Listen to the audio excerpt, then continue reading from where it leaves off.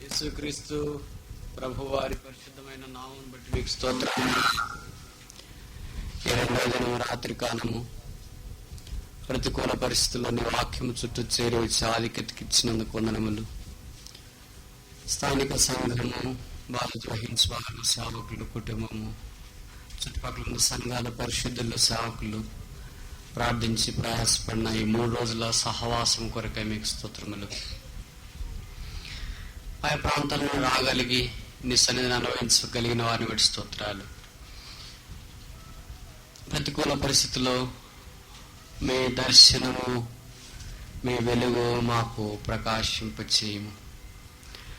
మీరే మా హృదయాలకు పరిచర్య చేయాలని మీ సన్నిధిలోనికి వచ్చాం. మీకు ప్రతి వారి అక్కర మీరు తీర్చండి. ఎవరు ఎలాంటి మనస్సుతో అక్కరతో వచ్చినారో మీరు ప్రతి ఒక్కరిని చూస్తున్న దేవుడు. వారి హృదయంలో ఉన్న శూన్యత ఖాళీని తొలగించండి. రక్షణ లేని వారిని మీరు సంధించి రక్షణ వెలుగులోనికి తీసుకుని రండి. రక్షించబడి ముందుకు సాగలేకపోతున్న వారిని జ్ఞాపకం చేసుకునండి. అలాగనే జీవితంలో ఆయా పోరాటాల గుండా, సంఘర్షణ గుండా వెళ్తున్న వారికి కావాల్సిన మేలు చేయండి. పేదలను మీరు కరుణించండి. రోగులను ముట్టి బాగు చేయండి. నిరుద్యోగులకు కావాల్సిన ఉద్యోగం అనుగ్రహించండి.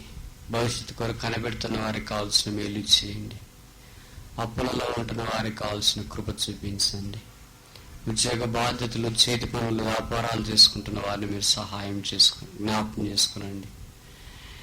ఈ రాత్రి కొన్ని నిమిషాలని వాక్యం చుట్టూ మా దృష్టి కేంద్రీకరించి మాకు దీవించి పెట్టండి. దుర్బలైన నన్ను కడిగి పరిశుద్ధపరచండి. మా కరకొరది మా హృదయాలకు మీరు పరిచయం చేయండి. యేసుక్రీస్తు ప్రభు వారి పరిశుద్ధ నామమున ప్రార్థిస్తున్నాము తండ్రి.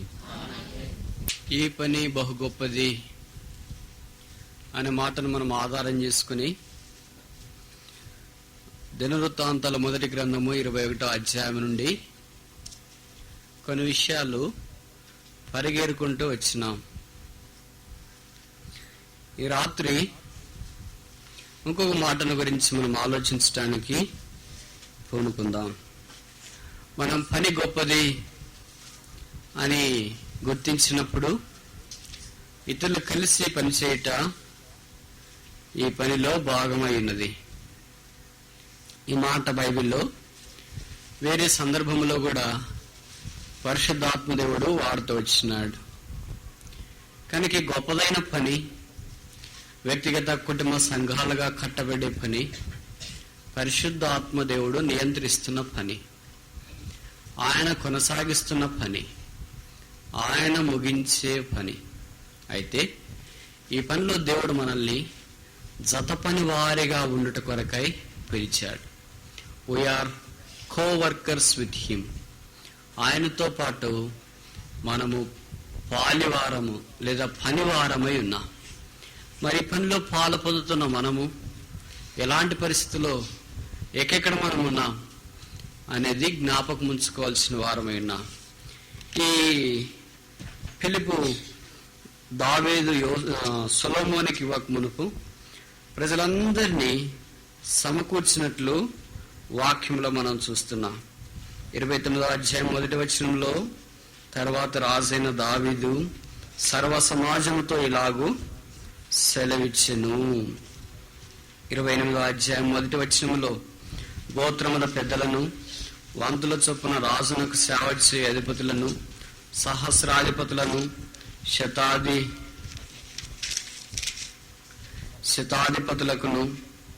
శతాధిపతులను, రాజునకును రాజకుమారులకును కలిగిన యావత్తు చరాస్తి మీదను స్థిరాస్తి మీదను ఉన్న అధిపతులను, అనగా ఇశ్రాయేలు పెద్దలందరినీ, రాజునుద్దనున్న పరివారమును, పరాక్రమశాలను, సేవా సంబంధులైన పరాక్రమశాలందరినీ రాజుకు దావీదు యెరూషలేమునందు సమకూర్చెను.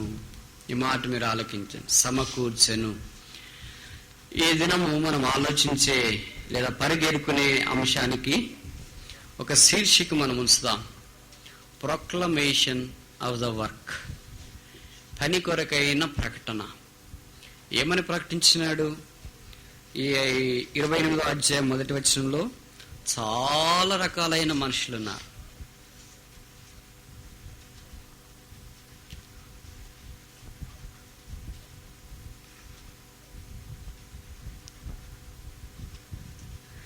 ఈ విస్తారమైన ప్రజల మధ్యలో లేదా రకరకాలైన వారందరినీ ఎందుకు సమకూర్చాలా?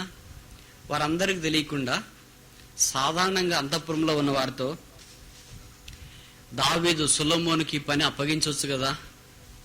అలాగ రహస్యంగా చేయలేదు. దేవుని పని, ముఖ్యంగా దేవుని మందిరం కట్టే పని బహిరంగంగా చేసే పరిచర్య మొదటిది. రెండవది కలిసి చేసే పరిచర్య, సమిష్టిగా చేసే పరిచర్య, ఎడముఖం పెడముఖం పెట్టుకుని చేసే పరిచర్య కాదు. అలాగ మనం చేయలేం. దావీదు వాళ్ళందరూ పిలవాల్సిన అవసరం లేదు. దావీదంత జ్ఞానం వారికి లేదు, దావీదంత పిలుపు వారికి లేదు, దావీదంత త్యాగం వారికి లేదు, దావీదు యొక్క ఏర్పాటు వారికి లేదు. అయినా దావీదు వారందరినీ కలుపుకోవటానికి ఇష్టపడ్డాడు. కనుక మనం కూడా మన వ్యక్తిగత కుటుంబ సంఘ జీవితాల్ని దేవుని ఆత్మ సంబంధమైన మందిరంగా కట్టే ఈ బహు గొప్ప పనిలో పాలు పొందాలంటే ఇలాంటి కలుపుకోలు లేదా ఇతరులను ఆహ్వానించుట, ప్రకటన చేయుట చాలా మంచిది. దీన్ని నెహెమ్యా బహు చక్కగా వివరించినాడు. చూడండి, నెహెమ్యా గ్రంథము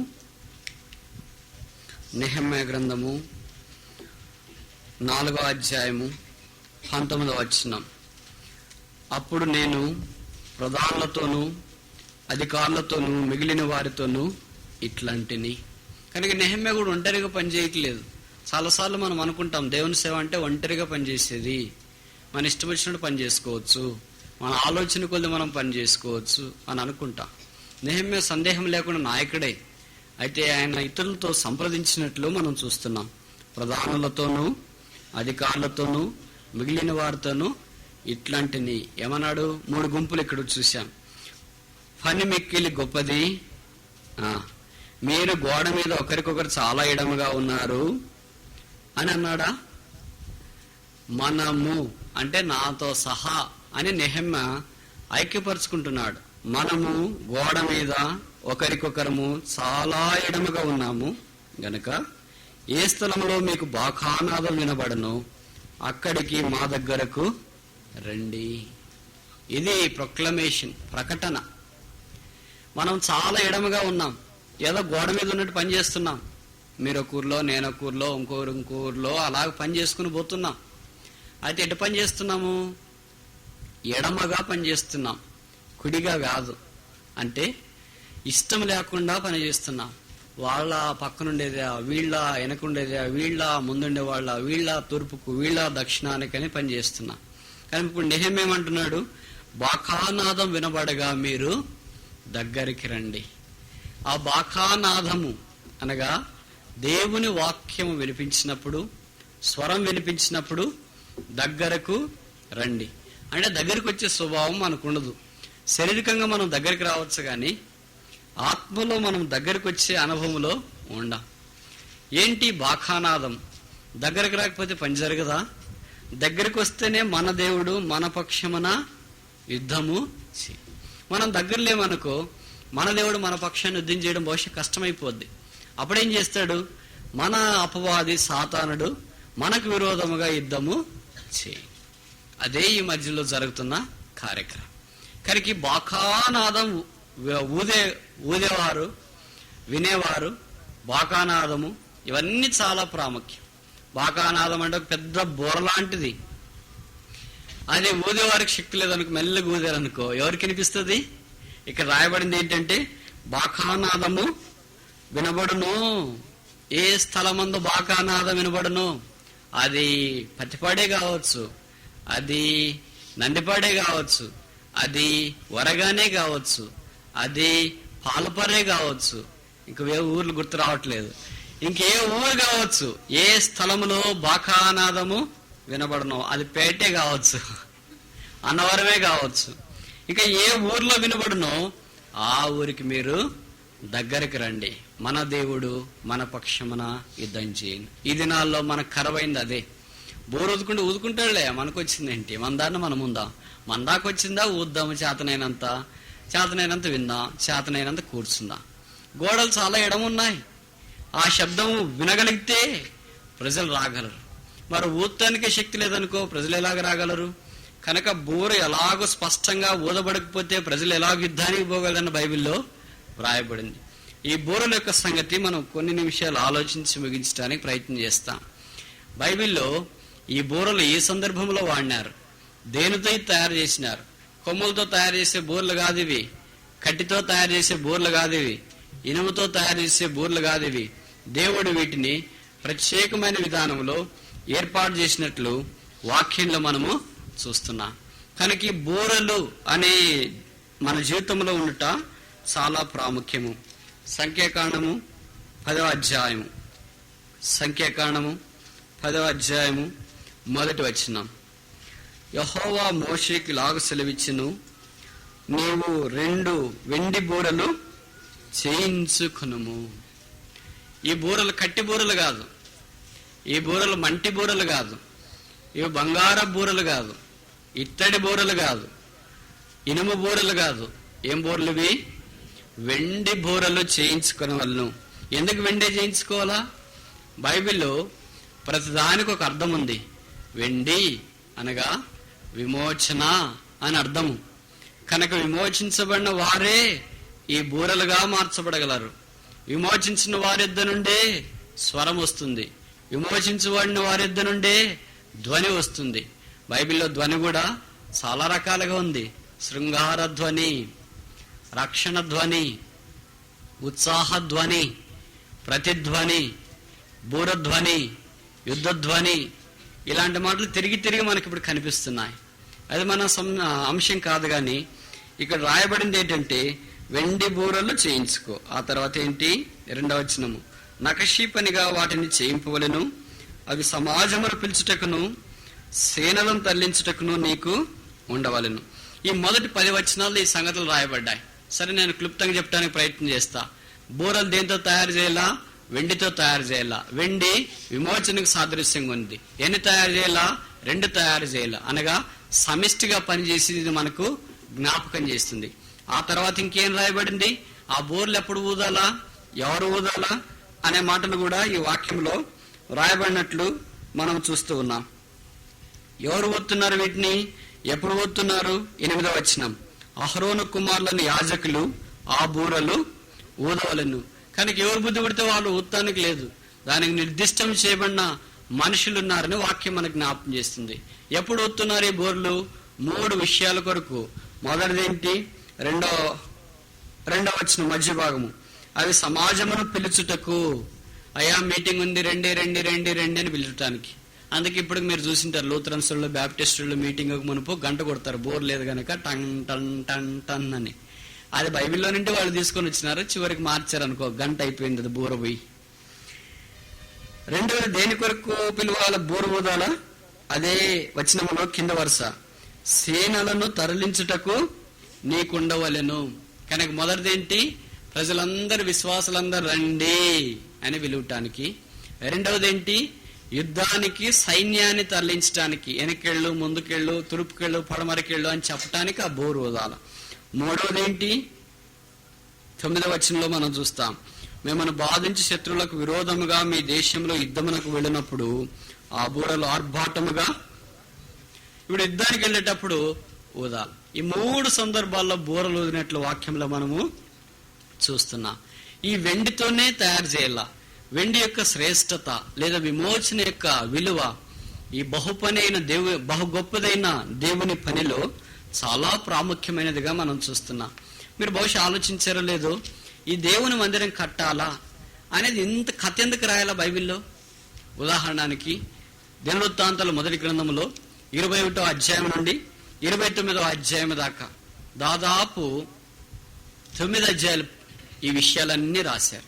ఆ తర్వాత 2వ దినవృత్తాంతాల మొదటి అధ్యాయం మొదలుకొని 8వ అధ్యాయం దాకా ఈ అధ్యాయాలు రాశారు. ఈ మందిరాన్ని గురించి రాశారు. దాదాపు 15 అధ్యాయాలు పైబడి ఈ మందిరాన్ని గురించి ప్రతిదీ వివరంగా రాస్తూ వచ్చినారు. దావీదు యొక్క పరిపాలన గురించి 15 అధ్యాయాలు లేదు. సొలొమోను యొక్క జ్ఞానాన్ని గురించి 15 అధ్యాయాలు లేదు. అంతెందుకు, దేవుడు సృజించిన అద్భుతమైన రమ్యమైన సృష్టిని గురించి ఆదికాండము మొదటి అధ్యాయంలో మాత్రమే, అనగా ఒకే అధ్యాయం మాత్రమే రాయబడింది. దేవుని దృష్టిలో సృష్టి అనేది ఒకే అధ్యాయానికి పరిమితం చేశాడు. కానీ తన మందిరాన్ని నిర్మించే విషయంలో దాదాపు 15 అధ్యాయాలకు పైగానే ఈ విస్తారంగా రాసినట్లు వాక్యాలు మనం చూస్తున్నాం. ప్రతిదీ ఏ సామాగ్రి ఎలాగ తయారు చేయాల అది చదవడం మనకి ఆసక్తి కలిగించదు, కానీ ఎందుకంటే ఇది చాలా కష్టంగా ఉంటుంది, అర్థం కాదు, అందుకే మనం దాటిపోతుంటాం. అయితే దేవుడు దాన్ని ఎంతో వివరణాత్మకంగా రాయించి పెట్టినాడు. ఏ సామాగ్రి ఎక్కడుండాలా, దేనితో తయారు చేయాలా, ఎవరు మాట్లాడాలా, ఎవరు చేయాలా, ఇంత వివరంగా రాయిస్తే ఈ దినాల మనకు ఎంతో తేలిగ్గా మనం తీసుకుని దేవుని యొక్క గొప్ప లేదా బహు గొప్ప పనైన మందిర పరిచర్య లేదా నిర్మాణంలో నుండి మనం తప్పిపోవటానికి పూనుకుంటున్నాం. నెహెమ్యా ఇచ్చిన పిలిపిదే. అధికారులతోనూ ప్రధానులతోనూ ఇతరులతోనూ మనము గోడ మీద చాలా ఎడమగా ఉన్నాము, బాకానాదం వినబడగా దగ్గరకు రండి, మన దేవుడు మన పక్షమున యుద్ధము చేయను. ఎంత దూరం ఎడమగా ఉన్నావు, ఎంత ముఖం పెడమకంతో జీవిస్తున్నావు, ఎంత దూరంలో కార్యం చేస్తున్నావు. నీ ఒక్కడివగా సేవకుడైనా విశ్వాసులైనా సంఘమైనా వేరే వారితో కలిసి పని చేయకపోతే నీ పని బాకానాదం వినబడేటట్టుగా ఉండదు, నీ పని సాతాను మీద జయమ తీసుకుని వచ్చేదిగా ఉండదు, నీ పని గోడ కట్టిన నెహెమ్యా వలె ఉండదు. కనుక దేవుడు ఈ రాత్రి మనకు జ్ఞాపకం చేస్తున్న సత్యం ఏంటంటే ప్రొక్లమేషన్ ఆఫ్ ద వర్క్, పని కొరకైన ప్రకటన.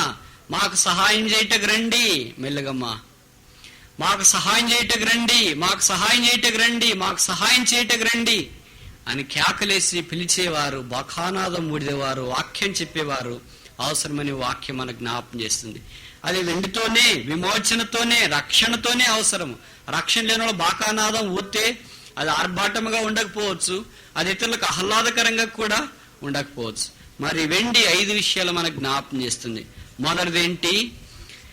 లూకాసు వార్త 15వ అధ్యాయం, మనందరికి పరిచయమైన మాట. లూకాసు వార్త 15వ అధ్యాయం 8వ వచనం. ఏ స్త్రీకైనను 10 వెండి నాణ్యములుండగా వాటిలో ఒక నాణ్యం పోగొట్టుకుంటే ఆమె దీపం వెలిగించి ఇల్లు ఊడ్చి అది దొరకు వరకు జాగ్రత్తగా వెదకదా? అంటే మనమే జవాబు చెప్పాలి, వెదుకును అని. కనుక వెండి నాణ్యము మొదటిది. మనం విమోచించబడిన వారమైతే మొట్టమొదటి ఎలాగుండాలా? బోరగా మార్చబడక మనకు ఎలాగుండాలా? నాణ్యముగా మనం ఉండాలి. నాణ్యం చిన్నదిగానే కనిపిస్తుంది, పెద్ద బోర కాదు ఇది, అందరికి కనిపించేది కాదు ఇది, ఎక్కడో రహస్యంగా ఉంచుకునేది నాణ్యము. చాలా విలువైనదిగా భావిస్తున్నారు. ఆ దినాల్లోనంట ఇశ్రాయేల్ అయిన స్త్రీలకి పెళ్లి కాకమునుపు లేదా 10 నాణ్యాలు వేసేవాళ్ళంట భర్త. ఆ 10 నాణ్యాల్లో ఏది పోగొట్టుకున్నా బహుశా ఆమెకు భర్త మీద ఆసక్తి లేదని ఆమె పెళ్లి చేయకుండా ఉండేవారంట. ఒకవేళ పెళ్లి చేసుకున్న తర్వాత అవి పోయినాయనుకో, అప్పుడు భర్త ఆమెకు విడాకులు ఇచ్చే సాంప్రదాయం కూడా కొంతమంది ఆచరణలోనికి తెచ్చినారంట. కనుక నాణ్యాలు అనేవి ఆమెకు అంత ప్రశస్తమైనవిగా భావించేది. ఆమె ఎక్కడ తిరుగుతుంది? ఇలా ప్రత్యేక కూడలికి వెళ్ళిందా? లేదు. మరి ఏదైనా మార్కెట్కి వెళ్ళిందా? లేదు. పని చేయటానికి పొలానికి వెళ్ళిందా? లేదు. లేదా గడ్డి కోయటానికి అడవికి వెళ్ళిందా? లేదు. ఎక్కడ పోగొట్టుకునింది? ఇంటిలోనే పోగొట్టుకున్నట్లు వాక్యంలో మనం చూస్తాం. కానీ ఇంట్లో ఎలాగ పోగొట్టుకోవద్ది? అదే మన అజాగ్రత్త. మనకు చాలాసార్లు మనం చూస్తుంటాం. ఉదాహరణకి బీరువా తాళొచ్చేవనుకో, ఎక్కడో అక్కడే పెట్టింటాం, ఎప్పుడు పెట్టి దగ్గరే అన్ని ఎతుకుతాం, అక్కడ మాత్రం ఎతుకుతాం. చాలాసేపు అయిపోయిన తర్వాత బాధపడి ఏంటో దేవుడు ఇలాగ చేస్తాడు, జ్ఞాపక శక్తి అంతా పోయింది అనుకొని అట్లే చేయి ఎక్కడ పెడతాం, అక్కడే కనిపిస్తాయి, అక్కడే మనం పోగొట్టుకుంటాం. అయితే దేవుడు అక్కడే కృప చూపిస్తేవాడిగా ఉంటాడు. కానీ ఈ స్త్రీ వెండి నాణ్యాలు ఇంట్లోనే పోగొట్టుకునింది. ఆ ఇంట్లోనే ఆ ఒక్క నాణ్యం పోగొట్టుపోయింది. మనం కూడా మన క్రైస్తవ జీవితంలో ఇంట్లోనే పోగొట్టుపోయే వారిగా మనం ఉంటాం. మొదటి సందర్భంలో ఒక మనిషికి 100 గొర్రెలు ఉంటే 100 అడవికి మేపటానికి తీసుకెళ్లాడు. 99 గొర్రెల కాపరి దగ్గర ఉన్నాయి, ఒకటి మాత్రం ఎక్కడో వెళ్ళిపోయింది. కనుక ఒక్కదాని కొరకు 99 దాన్ని విడిచి ఒక్కదాన్ని పట్టుకొని వచ్చినాడు, తిరిగి సంతోషించినట్లు వాక్యాలు మనం చూస్తున్నాం. అక్కడ ఎంత రేషియో ఉంది? 99:1. అంటే 99% మిగిలింటే 1% పోగొట్టిపోయింది. అది అడవిలో. అది మనకు దేనికి జ్ఞాపకం చేస్తుంది? సహవాసాన్ని జ్ఞాపకం చేస్తుంది, ఫెలోషిప్. కనుక బయటికి వెళ్ళిపోతే దేవుడు తిరిగి సమకూర్చుకోవటానికి ఇష్టపడతాడు. ఎప్పుడు? నీవు సమకూర్చులోనికి రావాలని కోరినప్పుడు. ఇప్పుడు రెండవ సందర్భంలో మనం చూస్తే ఇది అడవి కాదు, ఇల్లు. 100 కాదు, 10 పోగొట్టిపోయింది. 100కి 1 పోతే 10కి ఎన్ని పోవాలా? 10కి 1 పోయింది. మరి ఇక్కడ శాతం ఎంత వచ్చింది? దేవుని యొక్క వాక్యంలో మనం చూసినప్పుడు 10:1. 10లో 1 పోయింది. అప్పుడు 100కి ఎన్ని అయితే? అంటే అడవిలో 1% పోతే ఇంట్లో ఎంత శాతం పోయింది? 10% నష్టపోతున్నా. లోకస్తులు 1% నష్టపోతున్నారు, మనం ఇంట్లో 10% నష్టపోతున్నా. ఈ వెండి నాణ్యం మనకి ఏ జ్ఞాపకం చేస్తుంది? ఫెయిత్ఫుల్నెస్, నమ్మకత్వాన్ని మనకు జ్ఞాపకం చేస్తుంది. దేవునికి మనం నమ్మకంగా ఉండాలి, అది దేవుని ఇంట్లో ఉండాలి. అందుకే దేవుడు మోషేని గురించి సాక్ష్యం ఇచ్చాడు. మోషే నా ఇల్లంతటిలో నమ్మకమైన వాడు. అంటే మోషే దేవునికి ఒక వెండి నాణ్యం లాంటి వాడు. మోషే అనే వెండి నాణ్యము దేవుని చేతిలో పోగొట్టుకోబడలేదు. మనం ఎన్నిసార్లు పోగొట్టుకోబడ్డాం అంటే, మనం అంత వెండి నాణ్యాలు అని అనుకుంటా ఉన్నాం, రక్షించబడినాం అని అనుకుంటున్నాం, కానీ దాంట్లో మనకు ఫెయిత్ఫుల్నెస్, నమ్మకత్వం లేకుండా ఉంది. ఆ కారణాన మనం ఏం చేస్తున్నాం మనకే తెలియదు, ఎలాగొస్తున్నాం మనకే తెలియదు, ఏం కూర్చుంటున్నాం మనకే తెలియదు. ఈ వెండి బూరలుగా చేయబడి ఇతరులను ఈ పని కొరకై ఆకర్షించే పరిచర్లో మనం పాలు పొందాలంటే మొదటిది మనకు ఉండాల్సింది నమ్మకత్వం. వెండి నాణ్యముగా మనం ఉండాలని దేవుడు మనకు జ్ఞాపకం చేస్తున్నాడు. ఆ కింద ఉపమానంలో చూస్తే 2 కుమారులు ఉన్నారు. ఒకడేమో దేశం తిరగటానికి వెళ్ళాడు, కానికారాలు చేశాడు, కరువు వచ్చింది, తిరిగి తండ్రి దగ్గరికి రావడానికి ఇష్టపడినాడు. ఆ వాక్యంలో చూస్తే 2లో ఒకడు పోయారు. ఈ 3 సందర్భాల్లోనూ ఒకరే పోయారు. పోను పోను పోను పోను శాతం పెరుగుతూ వచ్చింది. మొదటి ఉపమానంలో లేదా మొదటి సందర్భంలో 1%, రెండో గొర్రెల సందర్భంలో 1%, నాణ్య సందర్భంలో 10%, మనిషి యొక్క సందర్భంలో ఎంత? 50% వచ్చింది.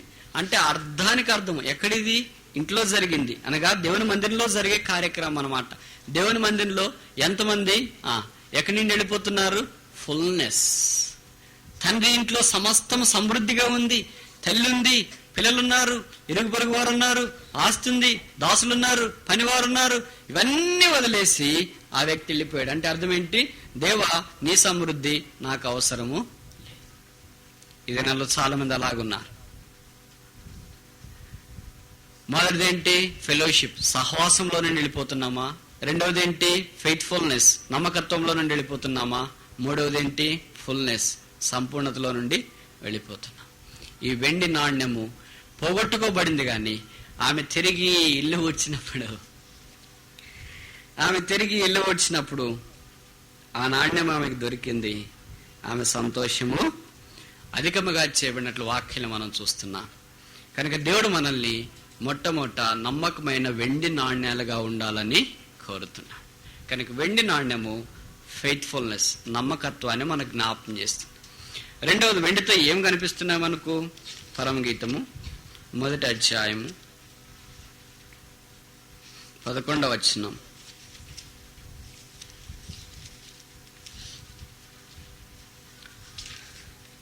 మొదటి అధ్యాయం 11వ వచనం. వెండి పువ్వులు గల బంగారు సరములు మేము నీకు చేయింతుము. వెండి పువ్వులు గల బంగారు సరములు, వెండి పువ్వులు. మొదటిది వెండి నాణ్యము, రెండవది ఏంటి? ఇప్పుడు కొద్దిగా పెద్దగా కనిపిస్తుంది, నాణ్యమేమో చిన్నగా కనిపిస్తుంది, ఎవరికి తెలియకుండా లోపట ఉంటుంది, పర్సులో పెట్టుకోవచ్చు. మనం పువ్వులు తీసుకొని పర్సులో పెట్టుకుంటామా? అందరికి కనిపించేటట్లు మన తోటలో వేసుకుంటాం, లేదా మన ఇంటి ముందు వేసుకుంటాం, మన ఇంటి వెలపట వేసుకుంటాం, అందరికి ఆకర్షణీయమైన స్థానంలో మనం వేసుకుంటాం. అనగా ఇప్పుడు ఇంట్లో నుండి ఏమైతుంది? బయటికి వస్తున్నాం. వెండి పువ్వులు గల బంగారు సరములు నేను కాదు, మేము. అంటే ఇక్కడ ఎవరున్నారు? తండ్రి అయిన దేవుడు, కుమారుడైన దేవుడు, పరిశుద్ధాత్ముడైన దేవుడు ఉన్నారు. త్రియేక దేవుడు మనల్ని సిద్ధపరుస్తున్నాడన్న సంగతి మనం మర్చిపోకూడదు. ఈ పువ్వుల యొక్క ప్రాశస్త్యత ఏంటి? పువ్వులు మనకి దేన్ని జ్ఞాపకం చేస్తున్నాయి? మన యొక్క పరిపక్వత జీవితాన్ని, ఎదుగుదలను మనకు జ్ఞాపకం చేస్తున్నాయి. ఎలాగ ఎదుగుతున్నారు వీరు? పరమగీతము 2వ అధ్యాయము 15వ వచనం. మన ద్రాక్ష తోటలు పూత పట్టి ఉన్నవి, ద్రాక్ష తోటలను చెరుపు నక్కలను పట్టుకునుడి, సహాయం చేసి గుంట నక్కలను పట్టుకుని. ద్రాక్ష తోటలు అనగా స్థానిక సంఘాలు. ద్రాక్ష తోట అనే ఒకే పదం వాడినప్పుడు సార్వత్రిక సంఘము, బహువచనం వాడినప్పుడు స్థానిక సంఘాలు. ఇక్కడేముంది? ద్రాక్ష తోటలు పూత పట్టి ఉన్నాయి, వెండి పువ్వులతో బంగారు సర. కనుక ఎలాంటి పూత పట్టినాయి ఇవి? ఏం పూత పట్టాయమ్మా? వెండి పూత పట్టాయి. అనగా విమోచన పువ్వులు దానికి ఎదిగిస్తున్నాయి. మరి పువ్వులు పట్టినప్పుడు ఏమైంది? ఆకర్షణ వచ్చినాయి. దేనికి ఆకర్షణ? తుమ్మెదలకు లేదా తేనెటీగలకు ఆకర్షణ వచ్చింది. అలాగనే దేనికి ఆకర్షణ వచ్చింది? గుంట నక్కలకు లేదా నక్కలకు ఆకర్షణ వచ్చింది. నక్కలు ఏం చేస్తాయంటే ఈ పూత పట్టిన వాటిని అన్నిటినీ పాడు చేస్తాయి. ద్రాక్ష తోటలు అంటే నక్కలకు చాలా ఇష్టం. అందుకని దేవుని సంఘం అంటే సాతాను అనే నక్కకు చాలా ఇష్టం. ఎప్పుడూ ఇక్కడే తిరుగుతుంటాడు. ఆమె వెండి పువ్వులు పట్టిందా, సరేలే. ఆయన అలాగున్నాడా, సరేలే. వీరి తోటలను చెరుపుదము రమ్ము, లేదా గుంట నక్కలు చెరుపు, ద్రాక్ష తోటలు చెరుపు గుంట నక్కలను పట్టు. వాళ్ళు తినటానికి రాలేదు, లేదా ఆ పువ్వులను పడవేయటానికి రాలేదు. వాళ్ళు ఏం చేయటానికి వచ్చారు? పువ్వులు చెరపటానికి వచ్చారు. అంటే అర్థం ఏంటి? ఆ పుష్పాలు ఇక ఫలమై వేరే వారికి ఆకలి తీరకుండా, వేరే వారికి ఉపయోగకరంగా ఉండకుండా ఆ మొగ్గలోనే దాన్ని తుంచేయాలని, ఆ పుష్పం ఉన్నప్పుడే తుంచేయాలని ఏమొచ్చాయి? గుంట నక్కలు. నక్కలు ఎప్పుడు ఒకటిగా రావంట. మీరు చాలా మంది గ్రామాల నుండి వచ్చిన వాళ్ళు ఉంటారు. నక్కలు ద్రాక్ష తోటలు అంటే చాలా ఇష్టం. పూత పట్టిన వెంటనే వాటికి తెలుస్తుందంటే ఎక్కడ ద్రాక్ష తోట ఉందా అని. నక్కలు ఎక్కడుంటాయి? ఎక్కడుంటాయంటే సాధారణంగా పెద్ద పెద్ద వాగులు లాంటివి ఉంటే ఆ వాగులకు గట్టు ప్రాంతాల్లో పెద్ద గడ్డి లేదా విస్తారమైన చెట్లు ఉన్నప్పుడు ఆ బొరల్లో నక్కలకు బొరేలుండెను అని యేసు ప్రభు వారే చెప్పాడు. ఆకాశ పక్షులకు గోళ్ళున్నాయి కనుక నక్కలు ఎక్కడుంటాయి? బొరియల్లో ఉంటాయి. బొరేలు ఎక్కడుంటాయి? నీటికి లేదా చల్లదనం ఉన్న దగ్గర బొరేలు ఉంటాయి. అది ఎప్పుడు వేడిగుండె దగ్గర నక్క ఉండదు. అందుకని ఒకే నక్క ఎప్పుడు కనిపించదు. నక్కలు కలిసి కనిపించేటట్లు సాధారణంగా మనం చూస్తుంటాం. కనుక ఈ ద్రాక్ష తోట యజమానుడు ద్రాక్ష తోటను కాస్తూ ఉన్నప్పుడు ఈ నక్కలు పాడు చేయాలని వచ్చినప్పుడు యజమానుడు వాటిని తోలివేస్తాడంట. అయితే ఈ ద్రాక్ష తోటను కాపాడే యజమానుని బెదిరించి ఆ పుష్పాలన్నీ పాడు చేయటానికి ఈ నక్కలు వస్తూ ఉంటాయి. నక్కలు సాధారణంగా కనీసం అంటే 2 విధానాలు వాడి ద్రాక్ష తోట యజమానుని భయపెడతాయన్నమాట. ఆ ద్రాక్ష తోటలో ఉండకుండా పారదోలుతాయి. మొదటిది ఏంటంటే నక్కలు గుంపులు గుంపులుగా వస్తాయి. ఉదాహరణకి ద్రాక్ష తోట యజమానుడు ఉన్నాడు అనుకో, 100 నక్కలు వచ్చినాయనుకో, ఏం చేస్తాడు ఆయన? అక్కడే ఉండటానికి ఇష్టపడతాడా? ఒక్క నక్కను చూసి రాత్రిపూట ప్రార్థనకి వెళ్ళినప్పుడు ఇంట్లో ఉన్నప్పుడు ఎక్కడో అరుస్తుందా అని. అమ్మో నక్కలు అరుస్తున్నాయి, లోపలికి వచ్చేస్తావు. కనుక దాని అరటి ఎక్కడో దూరంగా ఉంటేనే భయం వేస్తుంది. 100 నక్కలు ఒకసారి వచ్చినాయనుకో అక్కడి నుండి పరుగో పరుగో పరుగో పరుగో. అలాగ మొట్టమొదటిగా నక్కలు భయపెడతాయి. రెండవది ఎలాగో నక్కలు మనుషులను భయపెడతాయని లేదా ద్రాక్ష తోట యజమాని భయపెడతాయంటే ఆ నక్కలు వచ్చిన తర్వాత ద్రాక్ష తోటలోనికి ఆ ద్రాక్ష తోటలో విపరీతమైన దుమ్ము లేపుతాయంట. అంటే కాళ్ళతో బాగా ద్రాక్ష తోటని కరిచేస్తాయి. అప్పుడు కాళ్ళతో బాగా దాన్ని కరిచినప్పుడు పెద్దగా దుమ్ము లేస్తుంది పైకి. ఎంత దుమ్ము లేస్తుందంటే ద్రాక్ష తోట యజమానుడు ఎక్కడున్నాడో, ద్రాక్ష తోట యజమానుడు ఎక్కడున్నాడో, ఏం చేస్తున్నాడో, ఎలాగ తప్పించబడాలో ఆయనకే తెలియనంత భయభ్రాంతుల్ని ద్రాక్షతో ఈ గుంట నక్కలు చేస్తాయంట. కనుక సాతాను కూడా మన జీవితాల్లో ఏం చేస్తుంటాడంటే ఇలాగే చేస్తుంటాడు. మనకి ఏదో ఒకటి లేపుతాడు, దుమారం లేపుతాడని మనం కొన్నిసార్లు చూస్తుంటాం. మేఘం వలె ఆవరిస్తాయి, అంధకారం వలె వస్తాయి, ఒకదాని తర్వాత ఒకటి. పిల్లల విషయమా, భర్త విషయమా, భార్య విషయమా, సంఘంలోనో, విశ్వాసలో, సేవకులు, ఎలాగో అలాగ ఉప్పెన వాదులు మన మీదకి వచ్చేస్తాయి. ఇంకా దాంట్లో నుండి మనం బయటపడతామా అని అనుకుంటూ అంటాం. రెండవది ఏంటంటే మందలకు వస్తాయి. మనల్ని సాతానుడు బలహీనపరచడానికి సాతాను పన్నే గొప్ప ఉపాయాల్లో ఇదొక్కటి. ఏంటది? ఒకేసారి ఒకే శోధన రాదు అమ్మా, మెల్లికి తల్లి. ఒకేసారి ఒకే కష్టం రాదు. నాకు తెలుసు మీరు చాలా కష్టపడుతున్నారని. ఏం చేస్తారు మరి? జోసఫ్ గారు చేసే పని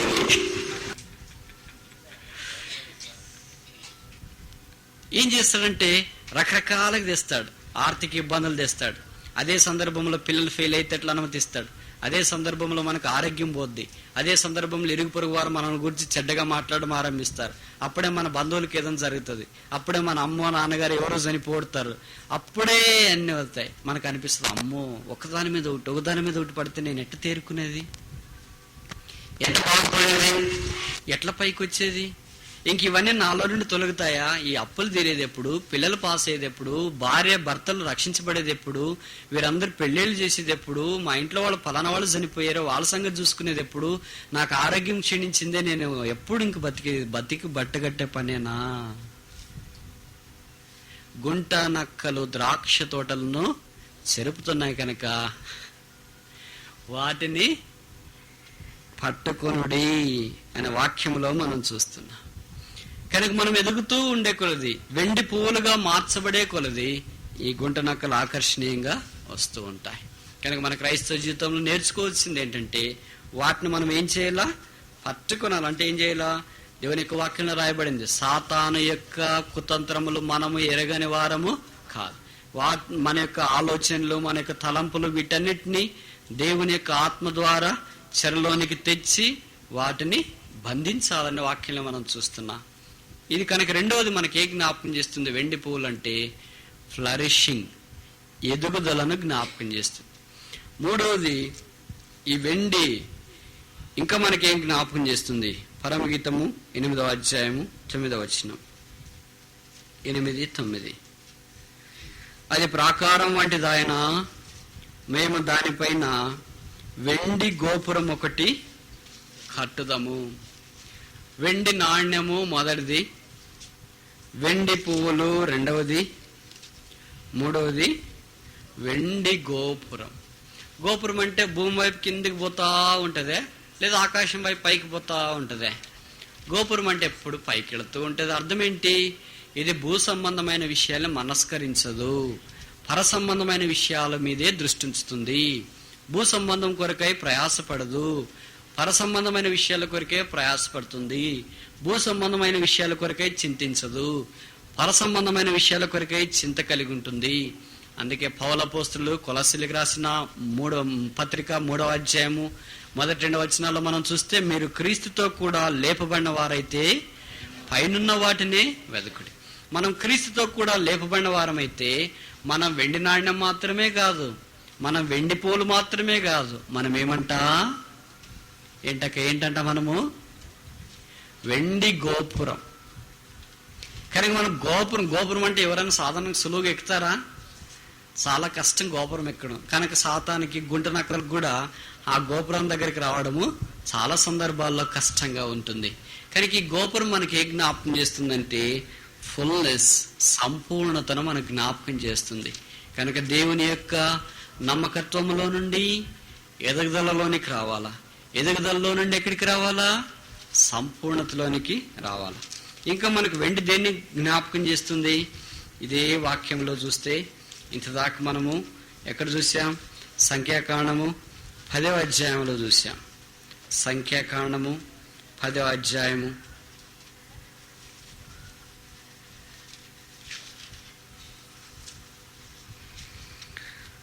2వ వచనం లేదా 1వ వచనం, యెహోవా మోషేకి ఇలాగ సెలవిచ్చును, నీవు 2 వెండి బూరలు చేయి. ఇప్పుడు మనం బోర యొక్క అనుభవంలోనికి వస్తున్నాం. ఎప్పుడు?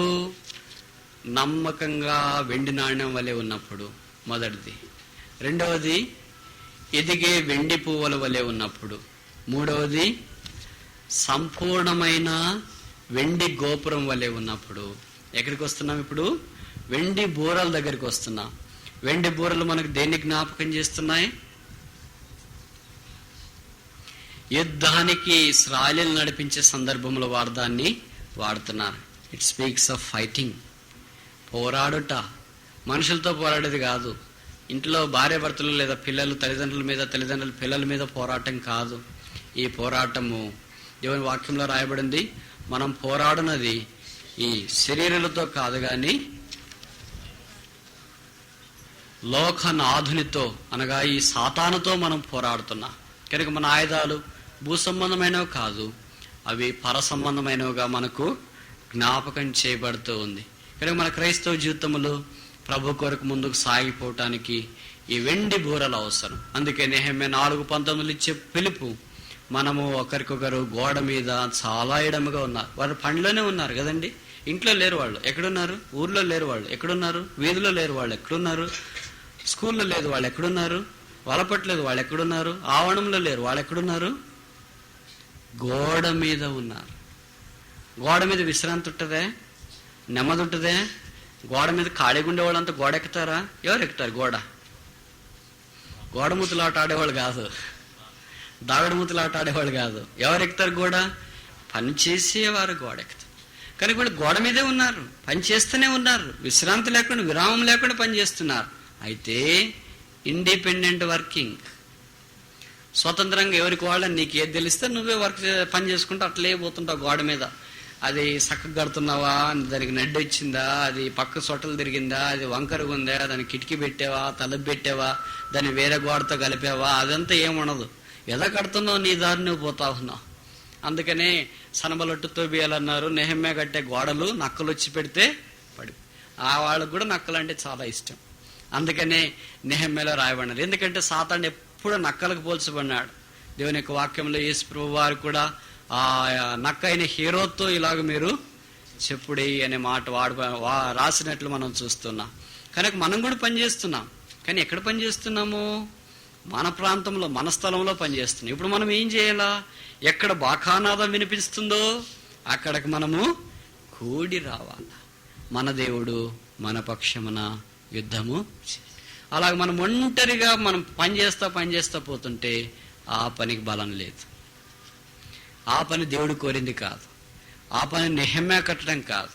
ఆ పని దావీదు యొక్క మచ్చకుతో పోలిన పని కాదు. ప్రొక్లమేషన్ ఫర్ ద వర్క్, పని కొరకైన ప్రకటన. మీరు ఎక్కడ పని చేస్తున్నా, ఎక్కడ బాకానాదం వినబడుతుందో, ఎక్కడ వాక్యం వినబడుతుందో, ఎక్కడ బోర వినిపిస్తుందో, ఎక్కడ సువార్త ప్రకటిస్తున్నారో, ఎక్కడ VBS జరుగుతుందో, ఎక్కడ ప్రత్యేక కోడికలు ఉన్నాయో, ఎక్కడ ఉపవాస కోడికలు ఉన్నాయో అక్కడికి మీరు రండి.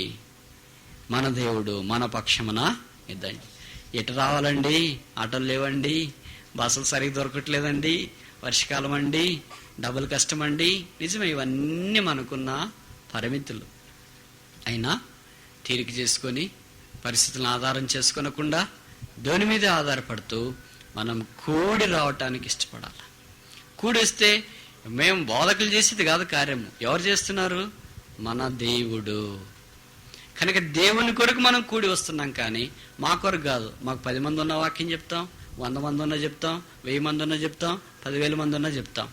ఎంతమంది ఉన్నా మాకేం కాళ్ళన వణకవు, నోరు సడలదు.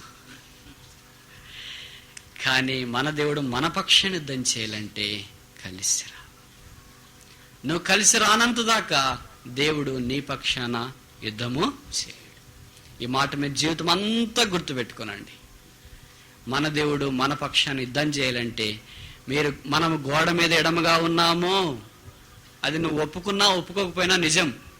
లేదండి నేనేం ఎడంగలేను, బాగానే ఉన్నాను, అందరితో కలిసి పని చేస్తున్నాను, గుంటూరు సీఎన్ వాళ్ళు వస్తున్నారు, నేను అక్కడికి వెళ్తున్నాను, హెబ్రోన్కి వెళ్తున్నాను, పెద్దలతో కలుస్తున్నాను, అన్నీ బాగున్నాయి. కానీ గోడ మీద నువ్వు ఎడమగా ఉన్నావు అని బైబిల్ సెలవిస్తుంది. బాకానాదం వినబడినప్పుడు నీవు దగ్గర. ఈ వెండి బూరలు దేని మనకి జ్ఞాపకం చేస్తున్నాయి? సైన్యమును, ఫైటింగ్, యుద్ధానికి జ్ఞాపకం చేస్తున్నాయి. ఇశ్రాయేలీయులు యుద్ధంలో సాగిపోతూ కొలది వారికి దేవుడు విజయము అనుగ్రహిస్తూ వచ్చిన. ఆఖరిది 5వది మనకు దేన్ని జ్ఞాపకం చేస్తుంది? ప్రసంగి గ్రంథము 12వ అధ్యాయము 6వ వచనం. ప్రసంగి 12:6, వెండి త్రాడు విడిపోవును. వెండి త్రాడు అంటే ఏంటి? బంగారు గిన్నె పగిలిపోవును, దార ఎద్దకుండా పగిలిపోవును, బావి ఎద్ద చక్రము పడిపోవును. ఇవన్నీ మనిషిని మనకు జ్ఞాపకం చేస్తుంది. వెండి త్రాడు అంటే ఏంటి? ఏదోనండి అలసిపోయాము, నీకు ఇష్టమైతే చెప్పు, లేకపోతే లేదంటే. వెండి త్రాడంటే మన వెన్నపూస పైనుండి కింద దాకా. దాన్ని ప్రసంగి అనగా సొలొమోను భక్తుడు మహా తెలియగలిగిన వాడు కదా, కనుక అలాగ పోల్చినాడు. వెండి త్రాడు అంటే మన జీవమంతా విడిపోక మునుపు దేవుని కొరకై మనం వాడబడేవారు కూడా. మన ఫినిషింగ్ వెండి త్రాడు విడిపోవును. అవి విడిపోయేది ఎప్పుడు? సమాధిలోకి పెట్టినప్పుడే. అంతదాకా బాగుంటుంది. అంతదాకా విడిపోయినా ఇక్కడ ఎవరు కూర్చోలేరు. కనుక సమాధిలోనికి పెట్టినప్పుడు ఏముంటే పురుగులు పనిచేస్తాయి, అన్నిటినీ తీసి పడేస్తాయి. అంతదాకా ఆ ఫినిషింగ్, చివరి అంతం వరకు ఈ బూరధ్వని వింటూ వింటూ వింటూ ఉండాల. కారణం, ఈ పని బహు గొప్పది. ఇంకా అక్కడ కింద రాయబడింది ఏంటి? బంగారు గిన్నె పగిలిపోను. బంగారు గిన్నె అంటే ఏంటి? హృదయం, గుండె. దాన్ని సొలొమోను బంగారు గిన్నె అని పోల్చినాడు. ఆ తర్వాత మూడవది ఏంటి? దారెద్దకుండా పగిలిపోవును అంటే ప్రాణం పోతుంది పైకి, అది కుండతో పోల్చినాడు. నాలుగవది ఆఖరిది ఏంటి? బావి యొద్ద చక్రము పడిపోవును. చక్రం అంటే ఏంటి? బావి యొద్ద చక్రం అంటే ఏంటమ్మా? మన జీవిత చక్రం. మన జీవిత చక్రం ఇంకా అందరితో అయిపోయింది. చక్రం లేదనుకో ఇంకేం చేస్తాం? జీవితం లేదనుకో ఏం చేస్తావు? ఏం చేదలేవు. కుండ సంకరం పెట్టుకొని ఇంటికి వెళ్ళాల్సిందే ఖాళీగా. ఇది కథం. ఇంతటితో సమాప్తం అవుతుంది. ఏంటి? వాక్యం. ఏంటి? బోధ. ఏంటి? కొడికిలు. ఏంటి? ఫినిషింగ్. పనిలో పాలు పొందే ఈ వెండి యొక్క జీవితం. కనుక వెండి మనకు 5 విషయాలు జ్ఞాపకం చేసింది. మొదటిది ఏంటి? వెండి నాణ్యము, ఫెయిత్ఫుల్నెస్, నమ్మకత్వము. రెండవది ఏంటి? వెండి పువ్వులు, ఫ్లవరింగ్ లేదా ఫ్లరిషింగ్, ఎదుగుదల. మూడవది వెండి గోపురము, ఫుల్నెస్, సంపూర్ణత. నాలుగవది ఏంటి?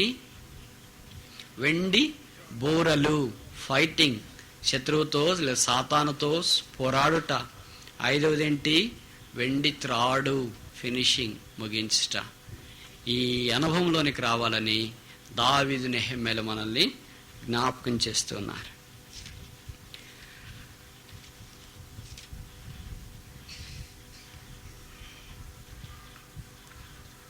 బైబిల్ సెలవిచ్చున్నది, మనుషుల చెడుతనము గొప్పదనియు వారి తలంపులలోని ఊహలనియు కేవలము చెడ్డవని దేవుడు చూచెను. మనుషుని యొక్క జీవితము దేవుని ఎదుట సరైనదిగా లేదు. బైబిల్ సెలవిచ్చున్నది, హృదయము మోసకరమైనది, అది ఘోరమైన వ్యాధి గలది, దాన్ని గ్రహించగలవాడు ఎవడు? బైబిల్ సెలవిచ్చున్నది, ఒకరి ఎదుట సరైనదిగా కనబడు మార్గం ఒకటి కలదు గాని తుదకది మానవునకు త్రోవ తీయును. బైబిల్ సెలవిచ్చున్నది, స్త్రీకి పుట్టిన నరుడు ఎట్లు శుద్ధి కాగలడు. బైబిల్ సెలవిచ్చున్నది, అపవిత్రమైన మానవుడు పవిత్రుడైన దేవుణ్ణి ఎలాగూ చూడగలడు. ఈ మానవుని యొక్క జీవితము దేవునికి వలపట చాలా విషాదకరమని బైబిల్లో వ్రాయబడినది. అయితే ప్రేమగల దేవుడు మానవుని తన స్వరూపంలో చేసి మానవునికి కావలసిన సమస్త ఏర్పాటు అనుగ్రహించిన కారణము చేత మానవుడు పాపంలోనే పడి నశించిపోవాలని ఇష్టపడట్లేదు. ఆ మానవుని ప్రేమించి, ప్రేమగల దేవుడు, పరిశుద్ధుడైన దేవుడు, పరలోకంలో ఉన్న దేవుడు, ఆకాశ మహాకాశాల పట్టుజాలని దేవుడు, దురవగాహన తేజస్సులో అమరత్వము కలిగి నిత్యము సంచరించిన దేవుడు, ఆదియు అంతము లేని దేవుడు, ఆల్ఫయు ఒమేగా అయిన దేవుడు, దహించు అగ్ని అయిన దేవుడు, ఆల్ఫయు ఒమేగా అయిన దేవుడు, వర్తమాన భూత భవిష్యత్ కాలంలో ఏకరీతిగా ఉన్న దేవుడు, మార్పు లేని దేవుడు, కాలము సంపూర్ణమైనప్పుడు కన్యమరే గర్భమున ఈ భూమి మీదకి మాంసపు ముద్దగా ఆయన దిగి వచ్చినాడు. 33.5 సంవత్సరాలు ఈ భూమి మీద మానవుడుగా ఆయన జీవించినాడు. కానీ ఆయన పాపము చేయలేదు, ఆయన పాపం మాట్లాడలేదు, ఆయన పాపము చూడలేదు, ఆయన పాపము ఎరగడు. ఆయన పాపాన్ని ద్వేషిస్తున్నాడు కానీ పాపిని ప్రేమిస్తున్నాడు. ఆ 33.5 సంవత్సరాలలో దేవుడు యేసుక్రీస్తు నామమున ఈ భూమి మీద సంచరించినాడు. బైబిల్లో రాయబడింది, దేవుడొక్కడే, దేవునికి నల్లకును మధ్యవర్తి ఒక్కడే, ఆయనే క్రీస్తు యేసును నరుడు. ఆ యేసుక్రీస్తు ప్రభువారు భూమి మీద సంచరిస్తున్న దినాల్లో రోగగ్రస్తులను బాగు చేశాడు, కుంటివారిని స్వస్థపరిచినాడు, కుష్ఠరోగులను కరుణించి స్వస్థపరిచినాడు, దయ్యాలు వెడగొట్టాడు, సముద్రం మీద నడిచాడు, చనిపోయిన వారిని తిరిగి లేపాడు. భూమి మీద ఏ మానవుడు చేయజాలని అద్భుతాలు దేవుడు యేసుక్రీస్తు ప్రభువారు జరిగించాడు. అంతటితో మానవుని యొక్క పాపానికి క్షమాపణ రాదు. అంతటితో మానవుడు దేవునితో సమాధానపరచబడలేడు. ఆ కారణాన దేవుడు యేసుక్రీస్తు ప్రభువారిని శిలువ మీదకి పంపించడానికి ఇష్టపడ్డాడు. బైబిల్లో రాయబడింది, దేవుడు మన ఎడల తన ప్రేమను వెల్లడిపరుచున్నాడు. ఎట్లనగా మనం ఇంకనో పాపలమై ఉండగానే, ఎట్లనగా మనం ఇంకనో భక్తిహీనమై ఉండగానే, ఎట్లనగా మనం ఇంకనో శత్రులమై ఉండగానే, ఎట్లనగా మనం ఇంకనూ చెడిపోయి ఉండగానే యుక్త కాలమున క్రీస్తు యేసు మన కొరకై చనిపోయాను. యేసు రక్తము ప్రతి పాపము నుండి మనలను కడిగి పవిత్రులుగా చేయును అని బైబిల్ సెలవిచ్చున్నది. అలాగనే బైబిల్లో రాయబడినది, యేసు ప్రభువారు అన్నారు, నా యొద్దకు వచ్చు వానిని నేనెంత మాత్రమును త్రోసివేయను. నీ కొరకు ప్రేమించి ప్రాణం పెట్టిన దేవుడు యేసుక్రీస్తు ప్రభు ఒక్కడే. నిన్ను ప్రేమిస్తున్న దేవుడు యేసు ప్రభు ఒక్కడే. నీ విషయమై పట్టింపగలిగిన దేవుడు యేసు ప్రభు ఒక్కడే. నీ విషయం ఏమి జరుగుతుందో నీకు తెలియదు. బైబిల్లో రాయబడింది, ఓ మనుష్యుడా, మీ జీవం ఏ పాటిది, అంతలో కనబడి అప్పుడే మాయమైపోయే ఆవిరి వంటిది కాదా అని రాయబడినది. ఆ కారణాన మానవుని యొక్క ఆయుష్ తాత్కాలికమైనది.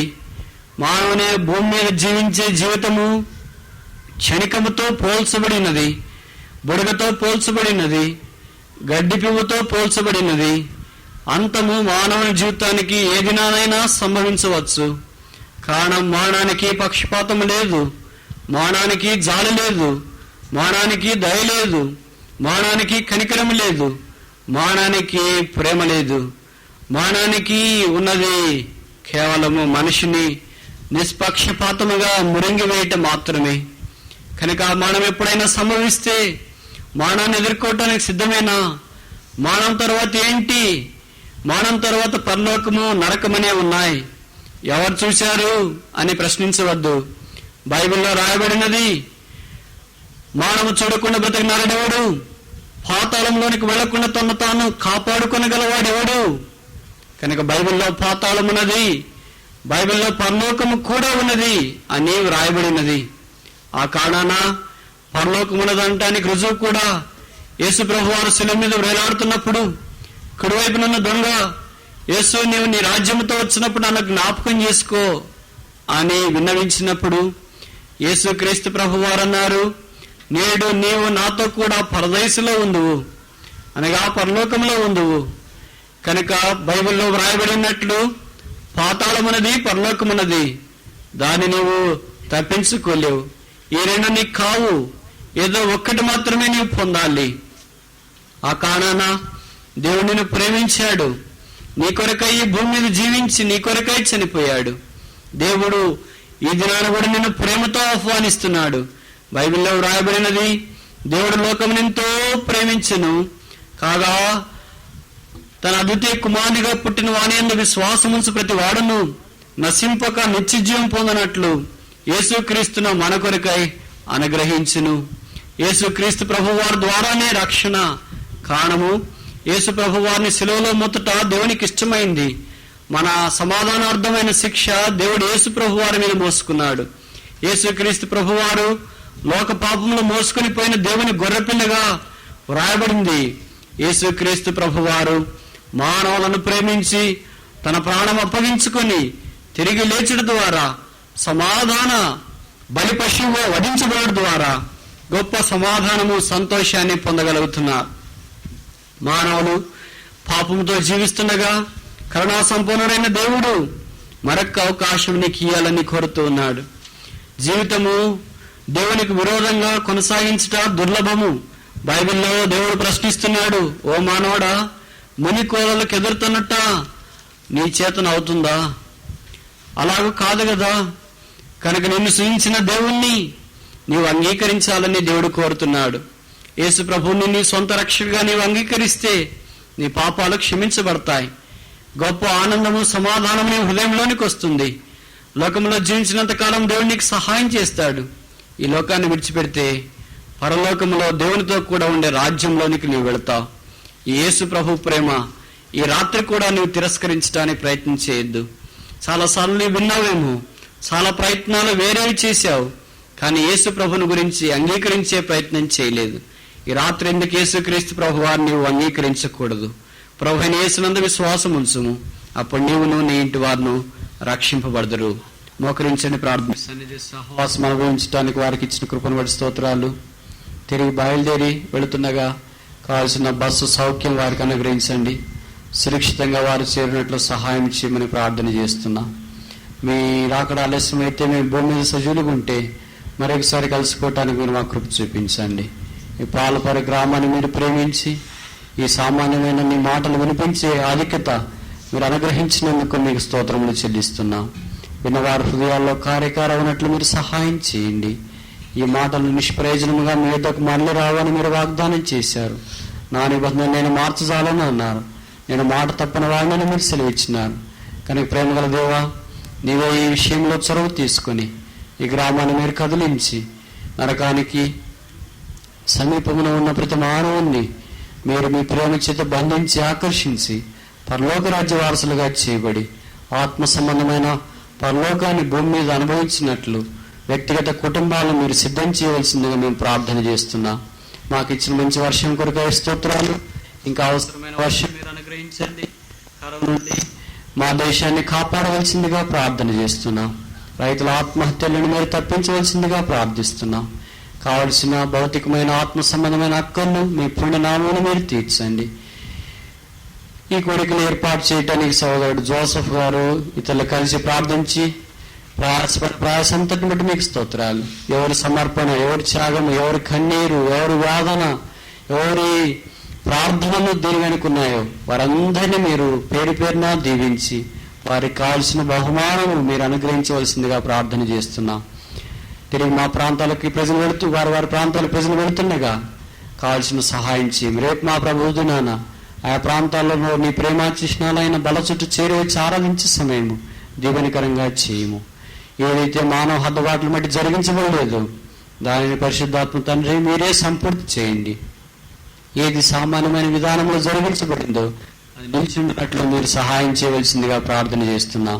మీ వాక్యానికి మీ కృపకు మమ్మల్ని అప్పచెప్పుకుంటూ ఈ 2 దినాలు చేసిన పరిచర్యను బట్టి స్తుతిస్తూ యేసు ప్రభువును ప్రార్థిస్తున్నాము తండ్రి.